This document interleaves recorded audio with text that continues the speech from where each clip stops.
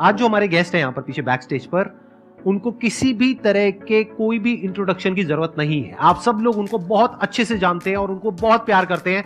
Please give an energetic and warm welcome to the one and only doctor Vikas Divya Kirti sir.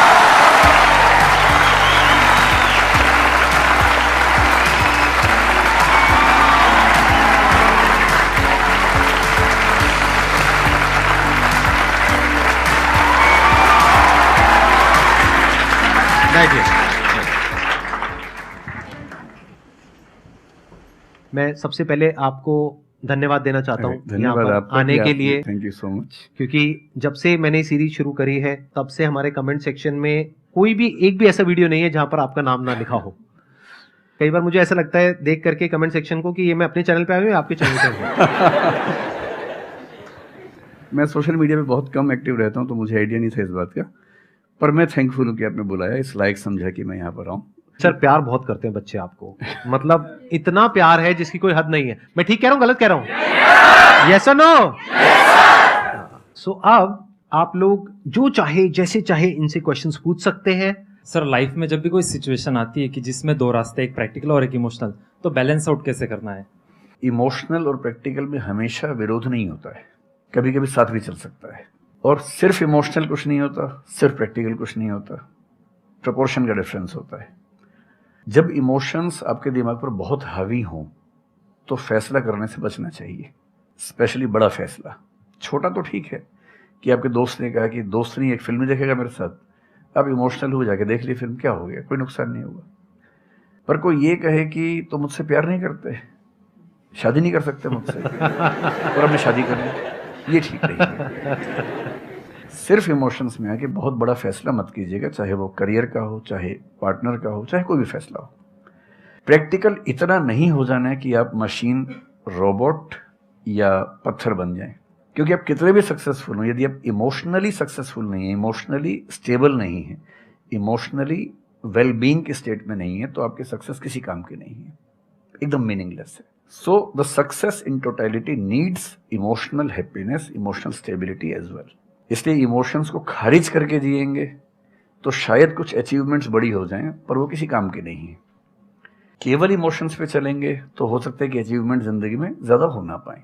तो balance की बात है। और सबसे अच्छा तरीका है, जब बहुत इमोशंस हो, इंटेंसिटी बहुत ज्यादा हो, सिर्फ एक तरीका मैं जो अपनाता हूं, उस क्षण में फैसला नहीं करना है।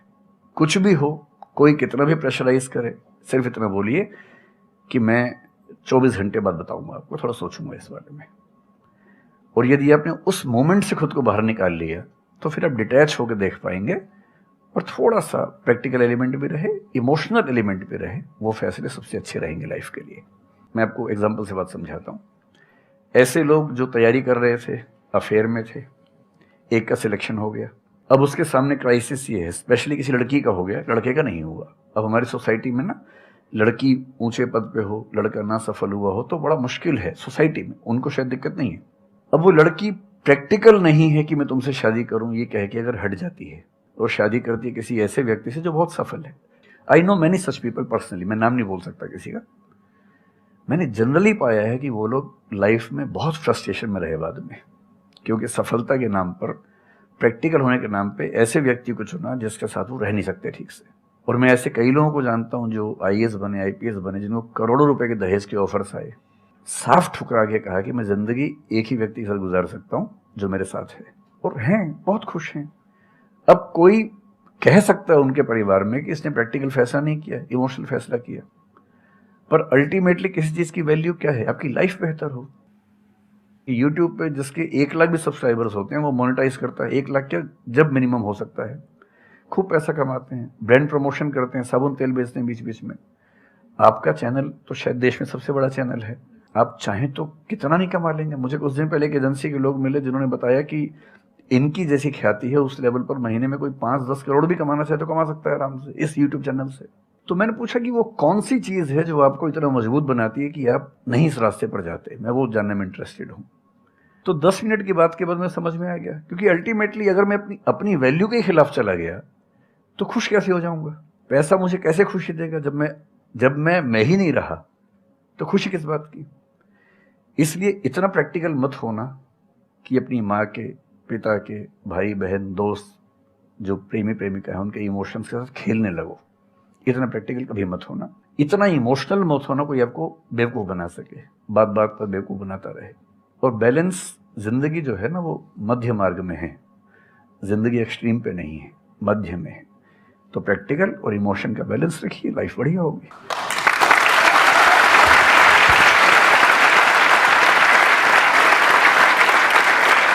आपने सर इतने अच्छे से एक्सप्लेन किया, मेरे पास में कुछ है ही नहीं बोलने के लिए। यूजुअली मेरे पास में कुछ होता है ऐड करने के लिए, लेकिन आपने पूरा ही उसका ऐसा निचोड़ निकाल दिया। आपने YouTube पे इतना बोला कि सच में नहीं बचा होगा आपके पास।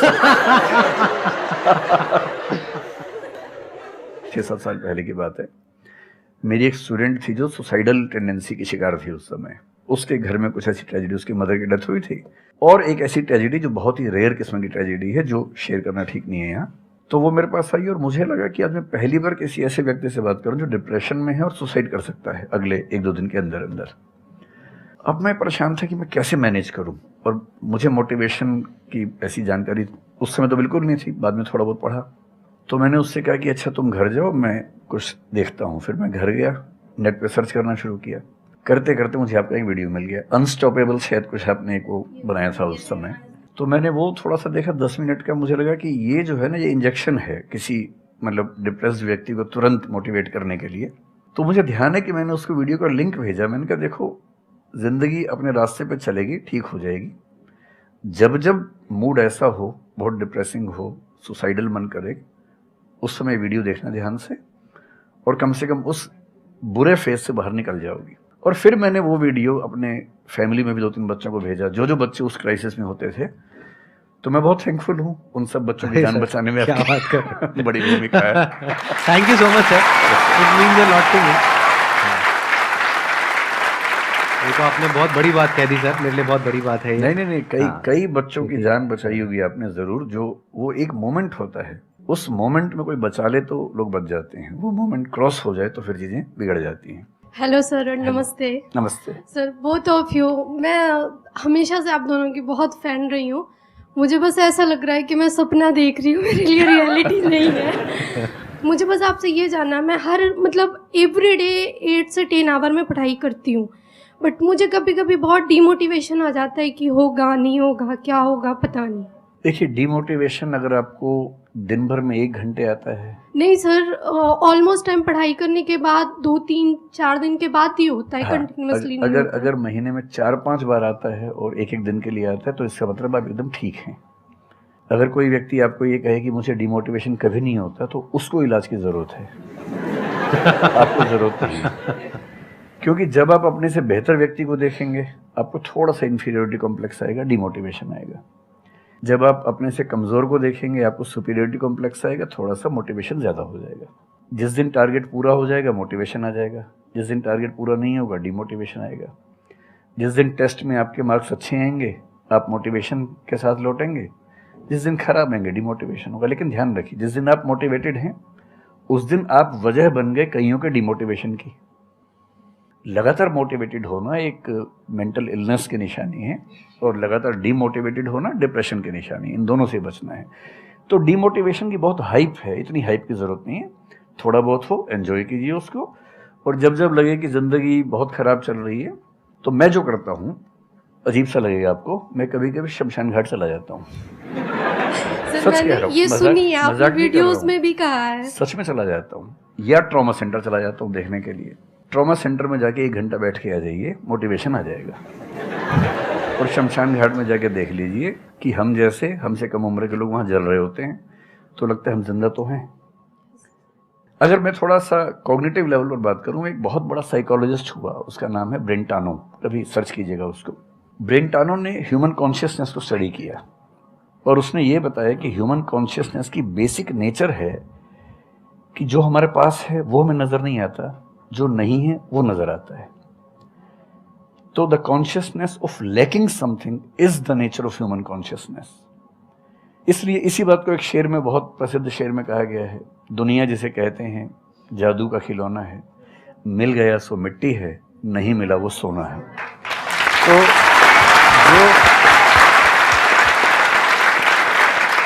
तो जो आपको नहीं मिलेगा ना, हमेशा बड़ा होकर दिखेगा, जो मिलेगा छोटा हो जाएगा। तो ईमानदारी इसमें है कि जब जब डिमोटिवेशन और डिप्रेशन हो, एक कागज़ लेके बैठ जाइए और एक तरफ लिखिए मेरी ज़िंदगी में ऐसा क्या क्या है जो दूसरों के पास नहीं है। पेज भर जाएगा पूरा। तो जो है उस पर ध्यान दीजिए और एंजॉय कीजिए। मेरा क्वेश्चन है कि आजकल बहुत लोग बोलते हैं कि एजुकेशन सिस्टम हमारा पुराना हो गया है और बहुत लोग बोलते हैं कि इसे चेंज करना चाहिए और ये सारी चीज़ें बहुत पुरानी हो रही है जो हम अभी करंटली पढ़ रहे हैं। तो इस पे आपका ओपिनियन क्या है? एजुकेशन सिस्टम में तो बहुत मेजर चेंजेस की ज़रूरत है और ये बात भारत सरकार ने एक्सेप्ट भी की है, नई पॉलिसी भी लेके आए हैं। मतलब मुझे लगता है कि कई लेवल्स पे देखना है। सबसे पहले तो ये डिफाइन करना ज़रूरी है कि एजुकेशन का पर्पज़ है क्या। क्या पर्पज़ केवल नौकरी लेना है, एक जॉब मिल जाए, वही पर्पज़ है? मैं उससे एग्री नहीं करता हूँ। मेरी राय में एजुकेशन का बेसिक पर्पज़ है कि एक होमो सेपियंस एक इंसान बन जाए, सोचना आ जाए, उसको समझना आ जाए। कोई राजनेता या धर्मगुरु उसको गधा ना बना सके, बेवकूफ़ ना बना सके। उसे इतनी समझ हो कि वो चीज़ों को फैक्चुअली, ऑब्जेक्टिवली समझ सके, तर्क कर सके, बहस कर सके और अगर तर्क और बहस में सामने के तर्क ठीक हैं तो उनको एक्सेप्ट भी कर सके, इतना विनम्र भी रहे। बेसिकली पर्सनैलिटी ग्रूमिंग का प्रोसेस एजुकेशन है, वो केवल नौकरी का मामला नहीं है। पहली गलती तब होती है जब हम उसको केवल नौकरी का मामला मान लेते हैं। मतलब नौकरी ज़रूरी है, ऐसा नहीं कि ज़रूरी नहीं है, लेकिन वो सिर्फ वो उसका पर्पज़ नहीं होना चाहिए। सेकेंडली, कई ऐसी चीज़ें जैसे अगर बहुत विस्तार में तो भी नहीं जा सकते, जैसे एक बहुत छोटी बात है सेक्स एजुकेशन हमारी सोसाइटी में। ये इतनी ज़रूरी चीज़ है। स्कूल में जो एडोलेसेंस की एज के लोग हैं, 12, 13, 14 की एज के लोग हैं, उनको वो सब चीज़ें बताएं ताकि गलत सोर्सेज से इंफॉर्मेशन ना मिले, कोई गलती ना कर बैठें। हेल्थ एजुकेशन के रूप में हो, उनको सारी चीज़ें पता हो, ठीक हाथों से पता हो, ठीक तरीके से पता हो। फिर मेरा ख्याल है कि जैसे IITs में अब तो होने लगा है, पहले क्या था कि हम टेक्नोलॉजी सेंट्रिक एजुकेशन पर ज़्यादा फोकस करते थे कि आपने मशीन को समझ लिया, तकनीक को समझ लिया, हो गया, इंसान को नहीं समझा। टेक्नोलॉजी पढ़ने वाले लोग समाज और इंसान से एकदम कटे हुए थे। अब तो ह्यूमैनिटीज़ के कुछ सब्जेक्ट्स पढ़ाने की परंपरा शुरू हो गई है। एक होलिस्टिक एजुकेशन हो। ह्यूमैनिटीज़ वाला बच्चा केवल हिस्ट्री, पॉलिटिकल साइंस, सोशियोलॉजी पढ़ता है, उसको कोडिंग का सी भी नहीं आता, टेक्नोलॉजी बिल्कुल नहीं आती उसको MS एक्सेल भी नहीं पता क्या होता है। टेक्नोलॉजी वाला सिर्फ टेक्नोलॉजी पढ़ता है, वो ह्यूमन ब्रेन को नहीं पढ़ना चाह रहा, सोसाइटी को नहीं पढ़ना चाह रहा। क्यों नहीं एक ऐसी शिक्षा हो जिसमें एक इंटीग्रेटेड अप्रोच हो, होलिस्टिक अप्रोच हो कि हम खुद तय कर सके कि किस किस एरिया में हमें ज़्यादा जाना है और एक बेसिक अंडरस्टैंडिंग हर चीज़ की हो।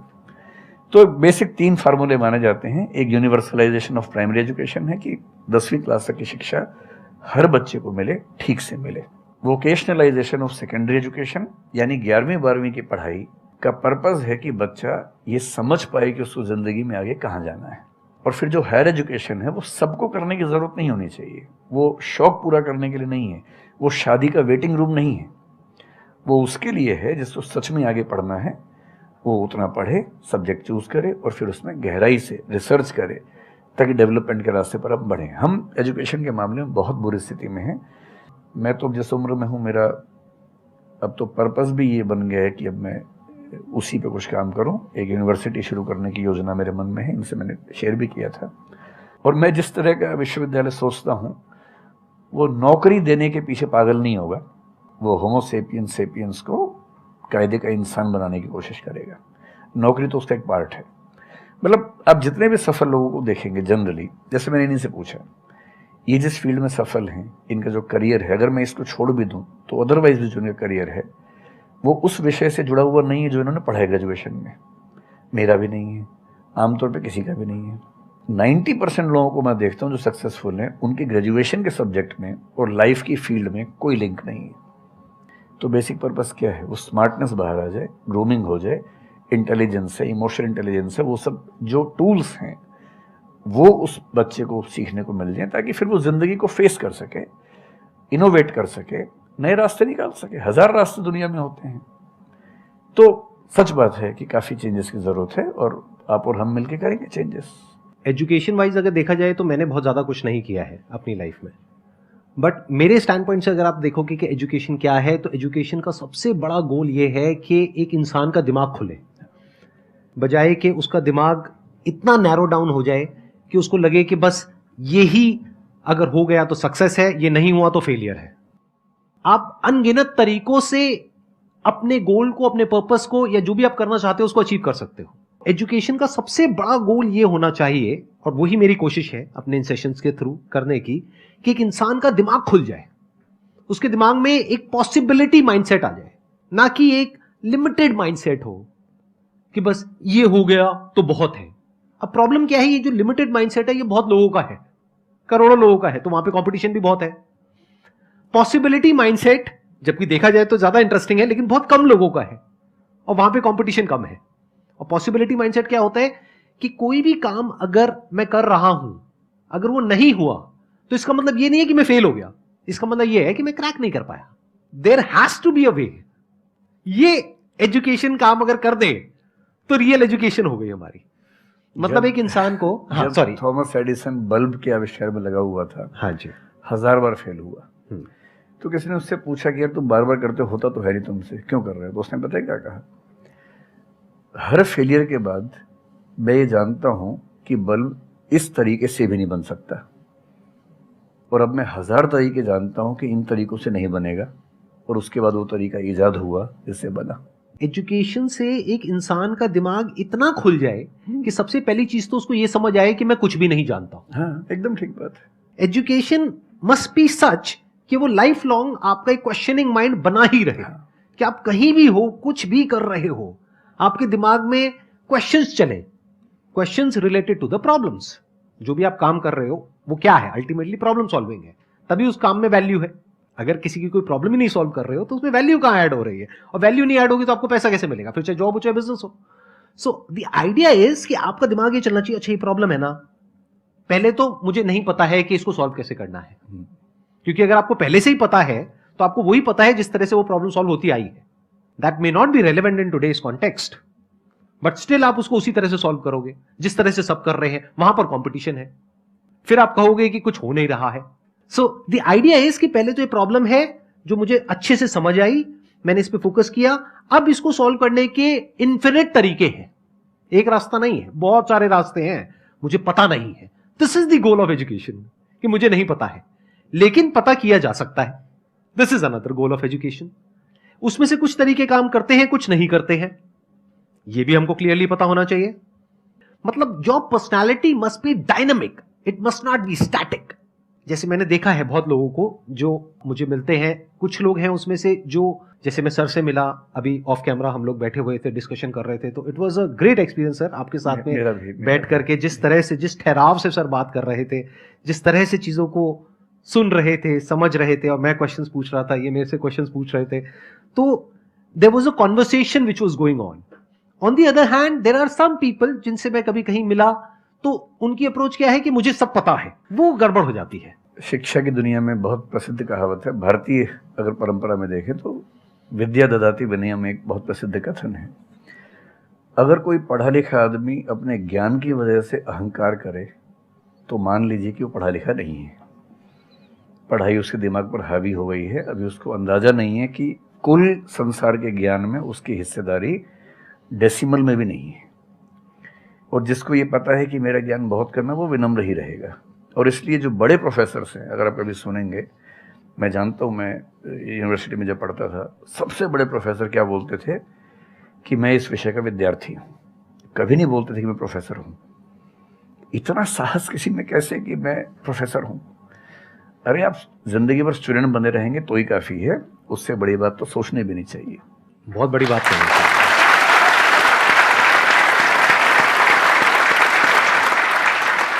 मतलब कि एजुकेशन का गोल आपको प्रोफेसर बनाना नहीं है, आपको स्टूडेंट बनाना है। हाँ। अगर सर की बात को आगे एक्सटेंड किया जाए, एकदम सही बात। एक लाइफ लॉन्ग स्टूडेंट, कि आप सीखते चले जा रहे हो, सबसे, जिससे मिल रहे हो, लोगों से सीख रहे हो, सिचुएशन से सीख रहे हो, अपनी लाइफ के अच्छे एक्सपीरियंसेस से सीख रहे हो, बुरे से सीख रहे हो। जैसे मैंने देखा है जब भी यहाँ पे कोई क्वेश्चंस पूछते हैं ना, सबके क्वेश्चंस एक ही होते हैं, सर सक्सेसफुल कैसे हो।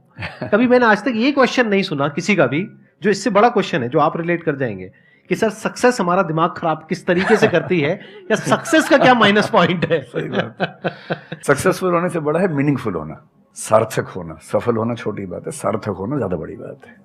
सर मेरा क्वेश्चन ये है कि लाइफ में बहुत सारे सर्कमस्टांसेस आते हैं जहाँ पे मतलब हमें ये लगता है, बहुत सारे निगेटिव थॉट्स आते हैं कि मतलब आगे कैसे बढ़े, how to get rid of fear of failure. Sir कैसे हम इसको हैंडल करें, अगर हम कोई किसी चीज़ को शुरू करना चाहते हैं सर, तो हमारे दिमाग में बहुत सारे निगेटिव थॉट्स चलते रहते हैं, हो पाएगा नहीं हो पाएगा, बहुत तरह के नेगेटिव क्वेश्चंस आते रहते हैं सर, तो इसको कैसे हैंडल करना है सर इस सिचुएशन को?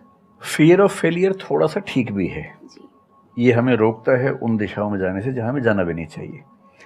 जैसे मान लीजिए मैं सोचूं कि मैं फुटबॉल प्लेयर बन जाऊं, मुझे पता है कि नहीं बन पाऊंगा, मेरी फिटनेस वैसी नहीं है, तो मुझे ये फियर रोक लेगा, ठीक बात है ना।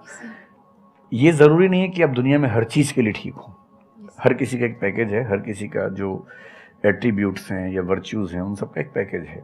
We can be good at few things, we can be best at maybe one thing, we can not be best at everything.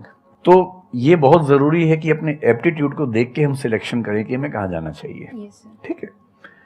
अगर सिलेक्शन कर लिया है तो फिर फियर ऑफ फेलियर होने की वजह ये है कि या तो आप जो कंपटीशन है उस पर ज़्यादा फोकस कर रहे हैं, अपनी स्ट्रेंथ पे कम फोकस कर रहे हैं।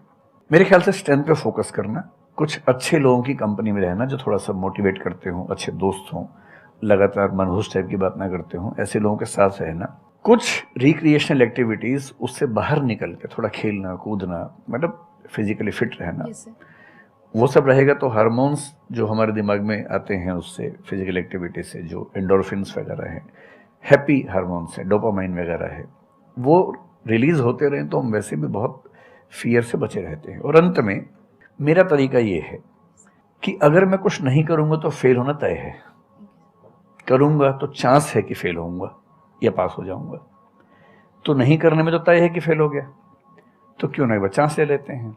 और एक जगह फेल होऊंगा तो तय मान के चलिए कि दूसरी जगह मेरे फेल होने के चांस कम होगा, क्योंकि मुझे एक एक्सपीरियंस है प्रयास करने का और फेल होने का, और वो एक्सपीरियंस किसी ना किसी क्वांटिटी में हर फील्ड में काम आता है, मैच्योरिटी आपके अंदर आती है।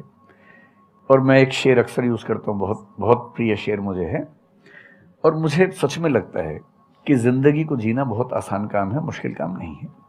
असली बात है कि आप प्रयोग करें, कोशिश करें, और हार जाएं तो दूसरी कोशिश करें। और मैं इसीलिए एक लाइन हमेशा बोलता हूँ, क्यों डरे ज़िंदगी में क्या होगा, कुछ ना होगा तो तजुर्बा होगा।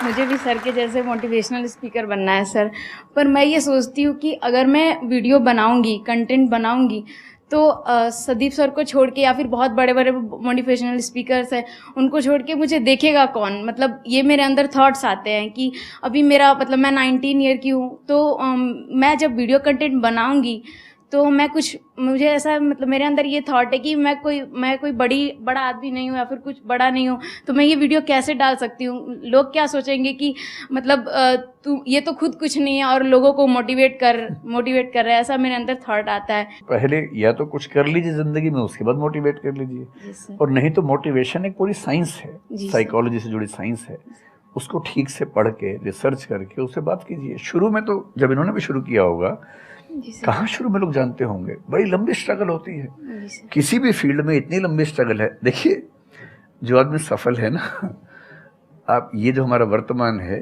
ये ऐसे ही नहीं बन गया है, हर सफल आदमी का एक बहुत लंबा अतीत होता है जिस पर नज़र किसी की नहीं होती है। और बशीर बद्र ने एक बड़ी गहरी बात कही थी, ये फूल मुझे कोई विरासत में मिले हैं, तुमने मेरा कांटों भरा बिस्तर नहीं देखा।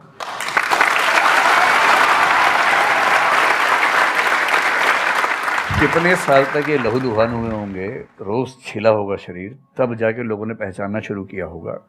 लगातार काम करने से, जिसको कंसिस्टेंसी कहते हैं, परसिवरेंस कहते हैं, बात बनती है, आपकी भी बनेगी। मैं तो कई ऐसे लोगों को जानता हूँ जिन्होंने एकदम स्क्रैच से शुरू किया और उसके बाद वो टॉप पे पहुंचे।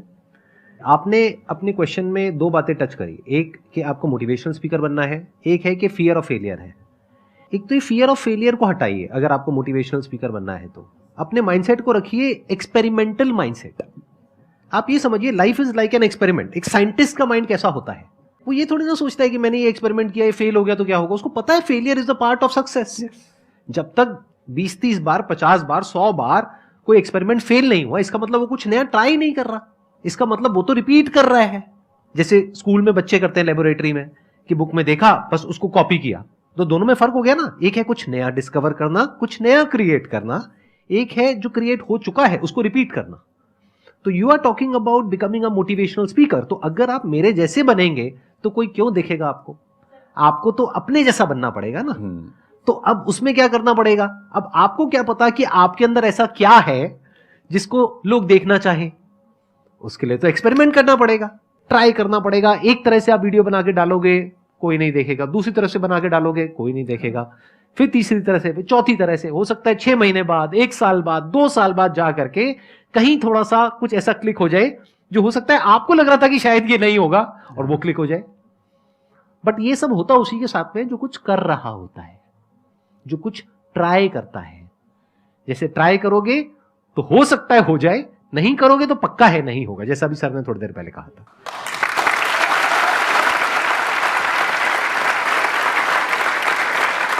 Thank you so much sir यहां पर आने के लिए।